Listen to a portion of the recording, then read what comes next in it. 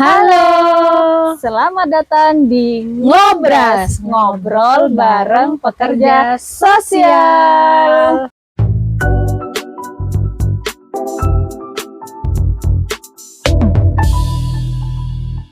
Ini episode pertama kita. Perkenalkan, nama aku Rina dan Yulia. profesi kita sebagai pekerja sosial. Nanti kita akan menjelaskan Ngobras ini seperti apa atau kenapa Ngobras ini kita bentuk seperti itu. Oke? Awalnya itu kan yang punya ide itu adalah Mbak Yulia. Itu kenapa? Apakah ada keresahan sampai akhirnya membuat konten seperti ini?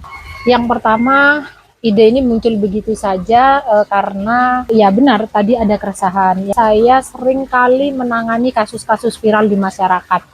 Nah, kasus-kasus viral yang terangkat oleh media itu kebanyakan tidak sesuai dengan kenyataan yang ada. Dari situ saya berpikir kalau kasus-kasus seperti ini yang tidak bisa kita tangani, ya kita juga tidak bisa menyalahkan mereka harus melapor kemana. Kalau tidak viral tidak akan ditangani, mereka sendiri pun minim tentang apa itu pekerja sosial, pekerjaannya seperti apa, ketika ada kasus ini mau melaporkan kemana.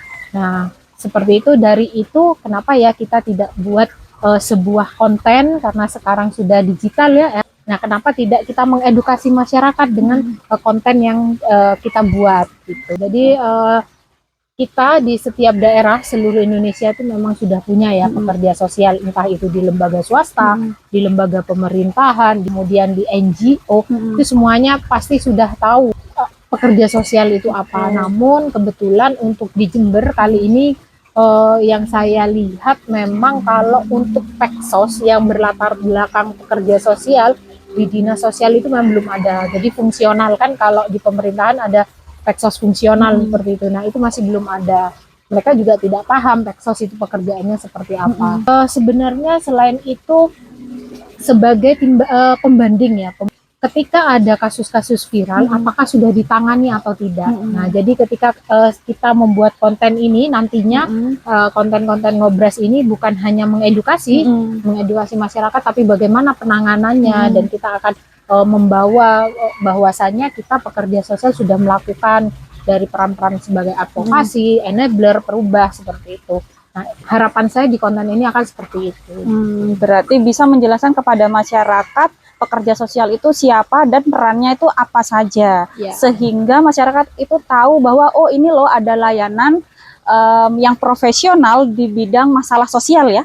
Seperti itu. Oke. Nah, kemudian kenapa namanya Ngobras? Ngobras itu kan ngobrol bareng pekerja sosial. Ya, ngobrol ya. Jadi istilahnya tidak kalau ngobrol itu kan istilahnya kayak konseling ya, kita bercerita dengan siapapun. Nah, dalam hal ini dari ngobrol ini kita bisa menarik, kita bisa melakukan assessment juga, kemudian tokoh-tokoh siapa yang biasanya berperan ketika bekerja sosial melakukan penanganan. Nah, seperti itu. Jadi ngobrol aja, jadi seputar pekerja sosial, kita bercerita lah, bercerita. Jadi konsepnya kita akan mengangkat cerita yang ada di masyarakat terkait permasalahan sosial. Kita kan punya logo. Nah, itu ada maknanya kan? Pasti setiap logo tuh ada maknanya. Nah, kira-kira maknanya itu apa aja? Sebenarnya logo ini adalah konsep kita berdua ya.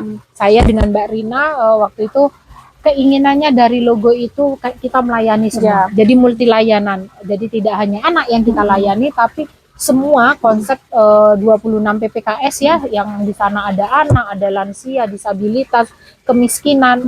Bagaimana kita berupaya semaksimal mungkin untuk bisa melakukan pelayanan terhadap mereka yang membutuhkan pertolongan kepada kita. Oke. Nah, ini garis bawah ya teman-teman. Jadi PPKS itu merupakan singkatan dari Pemerlu Pelayanan Kesejahteraan Sosial seperti itu. Nah, di logo kita itu kita nggak mungkin masukkan semua klasifikasi dari PPKS itu, ya kan?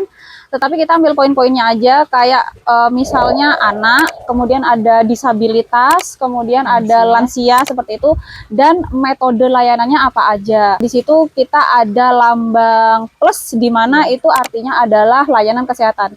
Nah, jadi salah satu peran dari pekerja sosial itu adalah menghubungkan klien dengan sistem sumber. Nah, salah satu sistem sumbernya adalah kesehatan, karena kan banyak pasti kita lihat masalah sosial yang dihadapi oleh manusia itu adalah di kesehatan. Misalnya mereka itu sakit tetapi tidak memiliki akses untuk berobat, sehingga kita hubungkan ke sana. Seperti itu ya, Iya. kira-kira ya.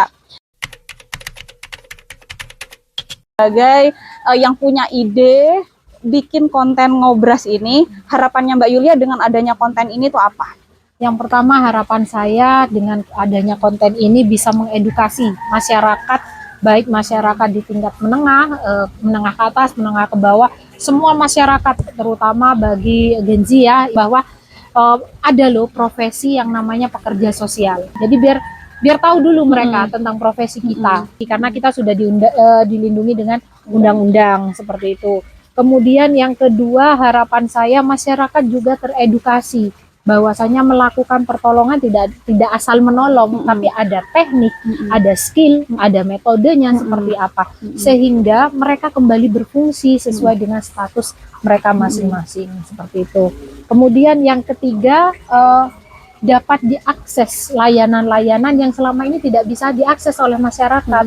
Nah, nanti mungkin bisa ya, nanti di belakang di akhir video kita ada pengaduan pelayanan, karena kita di Jember, mungkin pengaduan pelayanannya ada di dinas sosial, mungkin seperti itu. Dan yang paling penting dari konten ini nanti kita juga bisa berbagi ya. Jadi saya akan berbagi tidak hanya bantuan dari pemerintah, tapi bagaimana saya akan mengakseskan PPKS tersebut pada sistem sumber lain, misalkan dari swasta, dari NGO dan lain sebagainya. Karena pertolongan itu, akses layanan itu tidak hanya dari pemerintah, tapi ada dari perusahaan seperti CSR. Jadi bentuk tanggung jawab social responsibility-nya perusahaan terhadap masyarakat seperti apa. Mungkin harapan saya ke depan seperti itu. Oke, nah itu dia teman-teman. Ini episode pertama kita singkat aja, karena kita cuman memperkenalkan aja kenapa kita bikin konten ini, kenapa hal ini penting untuk kita lakukan, agar masyarakat itu tahu dan paham bahwa ada kok profesi yang namanya pekerja sosial. Nah, sedangkan yang ada di masyarakat pekerja sosial, di mana ada kata sosial, itu diasumsikan relawan, padahal bukan. Ini adalah sebuah profesi di mana ketika sebelum menyandang profesi pekerja sosial, kita harus menempuh pendidikan pekerjaan sosial atau ilmu kesejahteraan sosial. Setelah itu kita harus ikut uji kompetensi ya. Ada sumpah profesi juga. Nah, jadi untuk menyandang profesi pekerja sosial itu ada prosesnya. Kenapa? Ya seperti yang sudah disebutkan oleh Mbak Yulia tadi, karena ini menyangkut dengan nilai, teknik, pengetahuan ya kan, yang harus kita berikan kepada klien kita atau PPKS itu tadi. Karena apa? Yang kita layani adalah manusia. Jadi kita harus memanusiakan manusia seperti itu. Oke, sekian dulu. Dadah.